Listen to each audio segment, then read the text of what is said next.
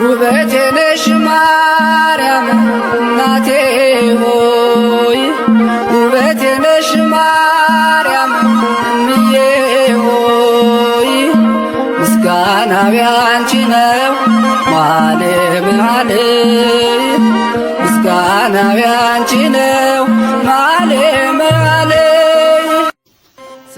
ባታ ለማርያም አይሁዳውያን በሮም ኤምፓየር ስር የሚገዙ ሀገር በነበረው ጊዜ ከዚህ አገዛዝ የሚያወጣቸው መሪ በሚፈልጉበት ወቅት ነበር። ኢሳይያስ ሕዝቅኤል ለነቢያት የተነበዩለት ድንግል በድንግልና ትወልዳለች፣ ትንቢት የተነገረለት ንጉሥ ይወለዳል፣ ይህ ንጉሥ ብቻ ሳይሆን መሲሁ ይመጣል ብለው ይጠብቁ ነበር። ንጉሥ ሄሮድስ የእስራኤልን ንጉሥ ገሎ ልጁን ያገባበት ሁሉም የእስራኤል ሕዝብ ከሮማውያን አገዛዝ ነፃ የሚያወጣውን የሚወለደው መሲህ ንጉሥ ጊዜው አሁን ነው ብሎ ጊዜ እየቆጠሩ እየጠበቁ የነበረበት ጊዜ ነበር። የሚወለደው አይሁድ ከነቢያት ዘር እንደሆነ ያምኑ ነበር። እንዴት ነው የእመቤታችን ወደ ቤተ መቅደስ መግባት ባታ ማርያም መባሉስ ቢሉ የቅድስተ ማርያም ቅድመ-አያቶች ቴክታና ጴጥርቃ የሚባሉ ባለጸጋ ከሀብታቸው ብዛት ወርቁ ከከብታቸው በአንገቱ በቀንዱ እንደ ቀለበት እንደ አምባር እያደረጉ ይቆጠራል እንጂ ይህን ያክል ነው ተብሎ አይቆጠርም። ታዲያ ልጅ ስለሌላቸው ያዝኑ ነበር። ጌታም ሰማቸው፣ ራእይ አዩ። ከበረታቸው ነጭ እምቦሳ ስትወጣ እምቦሳውም እምቦሳ ስትወልድ ስድስተኛዋ ጨረቃ ፀሐይን ስትወልድ አይተው ሕልም ፈች ሄዱ። ሁሉም ደግ ልጅ ትወልዳላችሁ፣ የፀሐይ ነገር ግን አልተገለጸልንም አሏቸው። እነሱም ጊዜ ትርጉሙ ብለው ተቀመጡ። እሷም ጸነሰች፣ ሄኤሜን ተወለደች። ሄኤሜን ደርዴን፣ ደርዴ ቶና ሲካር ሄርሜላን ሐናን ወለደች። ሐና ለአካለ መጠን ስትደርስ ኢያቄም ለሚባል ደግ ሰው ተዳረች። እሷም እንደ አያቶቿ መካን ሆነች፣ ሀብቱም ቀነሰ። ጎረቤቷም በመካንነቷ ተዛበተችባት። ሐናና ኢያቄም ወደ ቤተ መቅደስም ሄደው መሥዋዕት ቢያቀርቡ ሊቀ ካህናቱ ረቡዕ ብዙ ተባሉ ብሎ ለአዳም የነገረውን ያስቀረባችሁ ቢጠላችሁ አይደለም የእናንተን መሥዋዕት አልቀበልም ብሏቸው በዚህ አዝነው ሲመለሱ ስዕለት ተሳሉ። ወንድ ልጅ ከሆነ በቤተ መቅደስ አገልጋይ፣ ሴት ከሆነች በትንፈትላዋ ቀድታ ቤተ መቅደስ ታገለግላለች ብለው ስዕለት ተሳሉ። ስዕለታቸውን ጌታ ሰማ። ነሐሴ 7 ቀን መልአክ መጥቶ ደግ ልጅ ትወልጃለሽ አላት። እመቤታችንም ተጸነሰች። ሐናም ተደብቃ ስትቀመጥ ሳለ ቤርሳባ የምትባል አንድ ዓይን አክስት ነበረቻትና መጥታ እግዚአብሔር በረድኤቱ የጎበኘሽ መሰለኝ፣ ጡትሽ ጠቁሯል፣ ከንፈርሽ አድሯል ብላ ሆዷን ዳብሳ ዓይኗን ብትነካው በራላት። ይህን የሰማ ሁሉ እየመጣ ሕሙማን ሁሉ ማኅፀኗን እየዳበሱ ተፈወሱ። ሳልማስ የሚባል የምትወደው ያጎቷ ልጅ ሞቶ አልጋውን ይዛ እየዞረች ስታለቅስ ጥላዋ ቢያርፍበት ተነስቶ ሰላም ለኪ ኦ እምይእቱ ለዘግብረ ሰማይ ወምድር ብሎ ተናገረ። ይህ ጉዳይ በመላው አገር ስለተሰማ ሰው እሷን ለማየት ከየአገሩ መጣ። በዚህም ወቅት ሕዝቡ ወደ ቤተ መቅደስ ሂዱ፣ መሲሁ የመወለጃው ሰዓት ደረሰ በማለት በቤተ መቅደሱ ዙሪያ ሆኖ የካህናትን አለቆችን መሲሁ በተራራማው ስፍራ በሐና ሊወለድ ነው የሚባል ወሬ ምንድን ነው ብለው ጠየቁ። የቤተ መቅደሱም ካህናትና ሕዝቡ ተረበሸ። ነቢዩ ዘካርያስም በቤተ መቅደስ ራእይ አየ። ሄሮድስም የቤተ መቅደስ ካህናትን ሰብስቦ ስለሚወራው የአይሁድ መሲህ ጠየቃቸው። ሕዝቡም ከኢያቄምና ከሐና የሚወለደው ልጅ እንደ አያቶቹ ዳዊትና ሰሎሞን ሊገዛን ነውን? ከአሁን እናጥፋው ብለው ተነሱ። መልአክም ኢያቄምን ይዘሃት ወደ ሊባኖስ ሂድ አለው።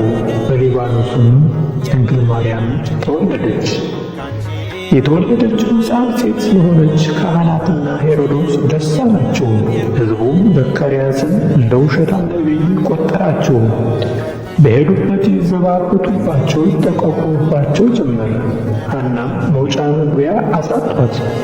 ወንድ ይወለዳል የተባለውን ሴት በመሆኑ ተዘባበቱባት። ሐናም በስለቷ መሠረት ወደ ቤተ መቅደስ ወደ ኢየሩሳሌም ሕፃኗን ይዛ ሄደች። የቤተ መቅደሱ ካህናትና ሕዝቡ አፌዘባት።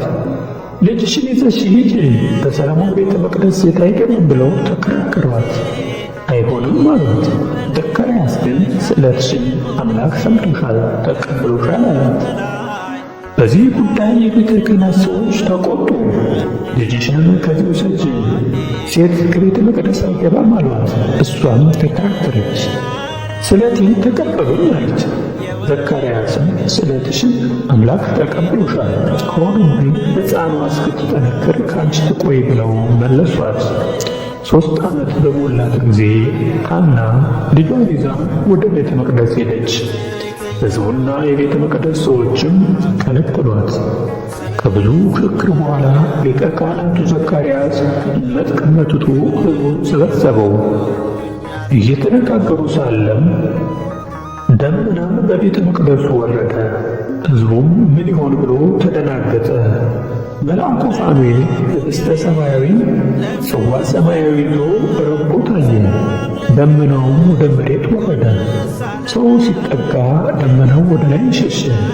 ዘካርያስ ለእኔ የመጣ ሀብት ነው ብሎ ለመቀበል ቢነሣ ደመናው ሸሸ። ስምዖን የሚባለው የሊቀ ካህናቱ ተወካጅም ሊቀበል ቢነሣ ወደ ላይ አቀበት። ከዚህ በኋላ እስኪ ለዚች ብላቴና የመጣ ሀብት እንደሆን ብለው ከእናቷ አርቀው ያስጠጓት። ደንከል ደንከል እያለች እያለቀሰች ወደ እናቷ ወደ ሐና ስትከተል መልአኩ ፋኑኤል ፈጥኖ ወርዶ አንድ ክንፉን አንጥፎ አንድ ክንፉን ጋርዶ የአንድ ሰው ቁመት ያህል ወደ ላይ ከፍ አድርጎ መግቧት ወደ ሰማይ አረገ። ደመናውም ጠፋ። ይህም በኢየሩሳሌም ግርምት ፈጠረ። የቤተ መቅደስ ሰዎችም የምግቧ ነገር ከተያዘልን ብለው ዝም አሉ። ወደ ቤተ መቅደስ እንድትገባ ተደረገ። ዘካርያስም ድንግል ማርያምን ይዞ ከተራራማው ሀገር ወደ ኢየሩሳሌም መጣ። ክብረ ቅዱሳን የእቲ ክብረ ቅዱሳን ክብረ ቅዱሳን የእቲ ክብረ ቅዱሳን ሙዳይ መና ሙዳይ መና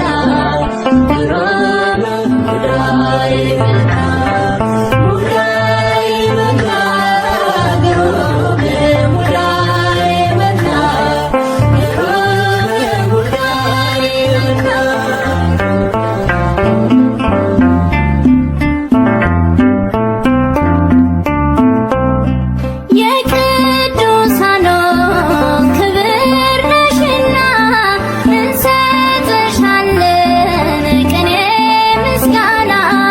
Yeah.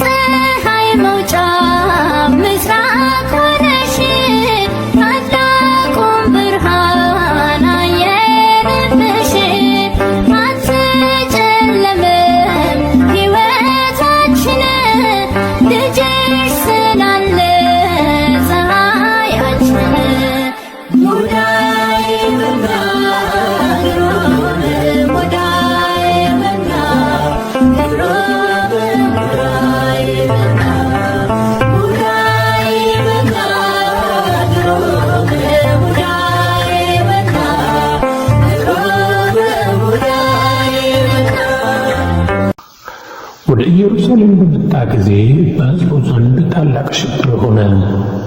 እንዴት ይቀበሉታል የሚለውም በጣም አሳሳቢ ነበር። ሴት ልጅ ቤተ መቅደስ ገብታ አታውቅም ነበርና ድንግል ማርያም የቤተ መቅደሱን በር በረገጠች ጊዜ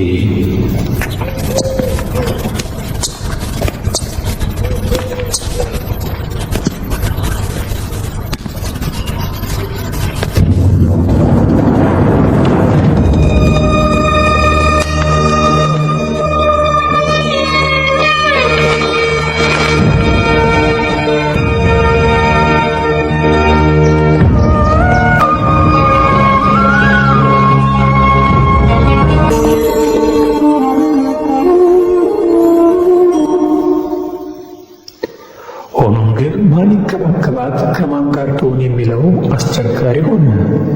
መጀመሪያም ሴት ወደ ቤተ መቅደስ መግባት የለባትም ብለው ሲከራከሩ ነበር።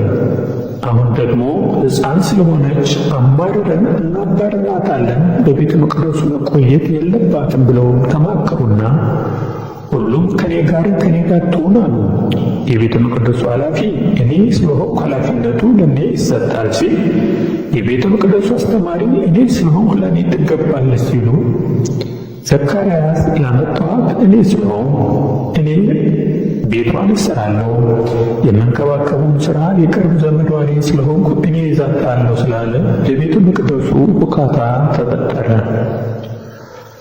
ሁሉም ለዝምድናው እኛም የቅርብ ዘመድ ነን፣ አይሆንም አንተ አትይዛትም ብለው ተከራከሩ። በመጨረሻ የያዕቆብ ቤት ኃላፊው በዕጣ ይሁን ብለው በዕጣ ተደረገ።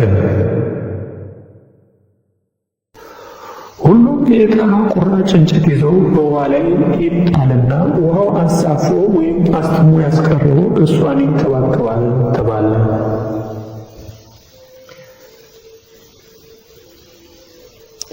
ዕጣ ወጣ። የሁሉም ካህናት ዕጣ ውሃው ሲወስደው፣ የዘካርያስ ዕጣ ግን ውሃው ሳይወስዳት ቀረች። ኃላፊነቱም ለዘካርያስ ተሰጠው። ቤትም ከቤተ መቅደሱ በአንደኛው ጎን ሠራላት። ማርያምም በሕፃንነቷ ወደ ብሕትውና ገባች። ገና በ3 ዓመቷ ከእናቷ ከአባቷ ተለይታ ብቻዋን በብሕትውና ተቀመጠች።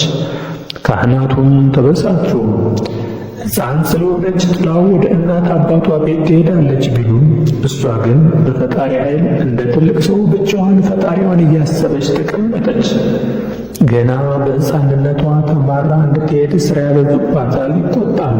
እሷ ግን ከዘካርያስ ሃይማኖታዊ ትምህርት እየተማረች የቤተ መቅደሱን ውሃ እየቀዳች ሳህን እያጠበች ወለሉን እየጠረገች በሥራ ተወጥራ መኖርን ጀመረች። የእናቷና የአባቷ ቤት በተራራማው ስፍራ ስለሆነ ሩቅ ነበር።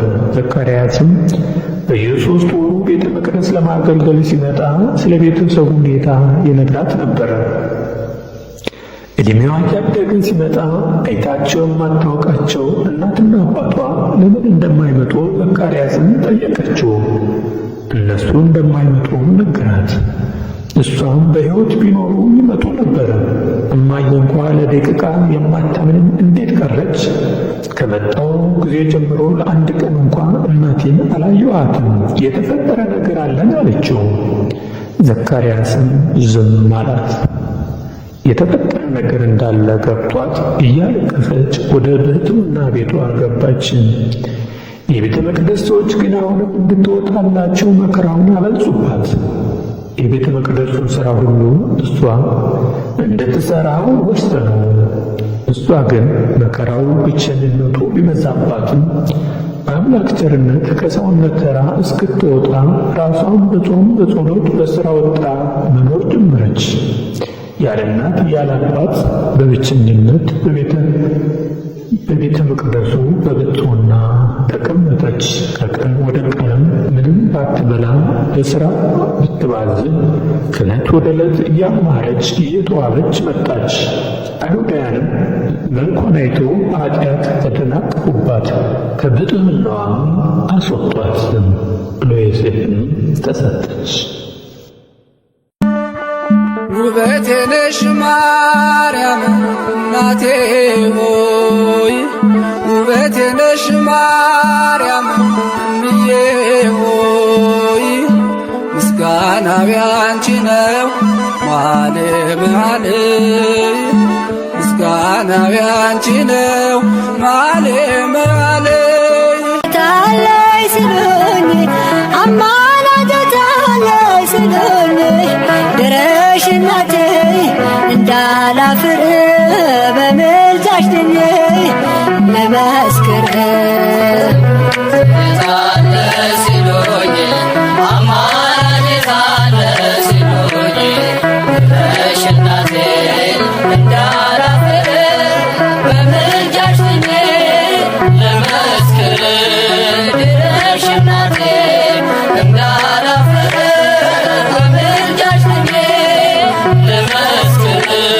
ትምክህትሽ የታለይ ሲሉኝ አማላጅታለይ ሲሉኝ ድረሽ እናቴ እንዳላፍር በምልጃሽ ድኜ ልመስክር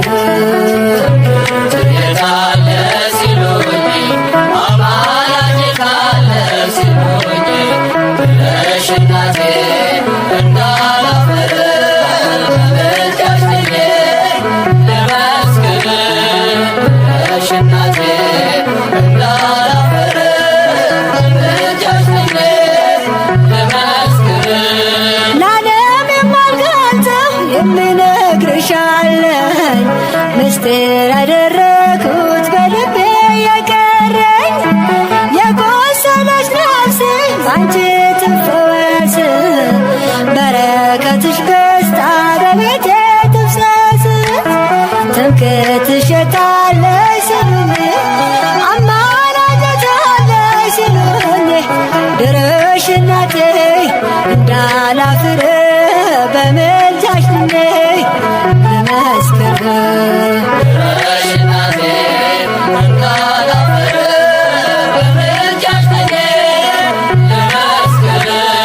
በረድኤትሽ ጋርደሽ ከሞት አድነኝ የንስሐ ልቤ ድንግል አሰጪኝ በምድር በሰማይ ስንቅ አድርጌሻለሁ የድነቴ ወራት አንቺ ነሽ ብያለሁ ትምክህትሽ የታለይ ሲሉኝ አማላጅታለይ ሲሉኝ ድረሽ እናቴ እንዳላፍር በምልጃሽ ድኜ ልመስክር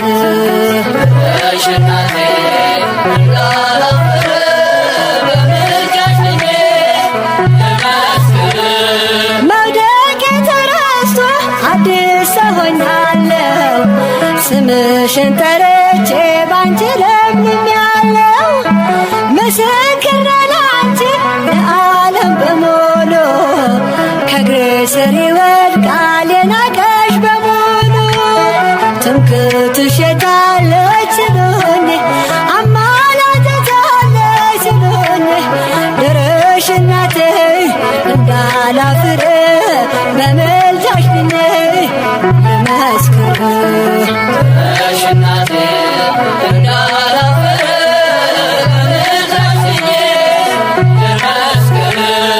ውጣ ውረድ በዝቶ ስትነቅ በምድር ተስፋ መጠጊያ ነሽ ድንግል የኔ ክብር የዓለምን ፈተና አለፍኩ እንደዋዛ አልጎደለባትም ነፍሴ አንቺን ይዛ ትምክህትሽ የታለይ ሲሉኝ አማላጅታለይ ሲሉኝ ድረሽ እናቴ እንዳላፍር በምልጃሽ ድኜ ልመስክር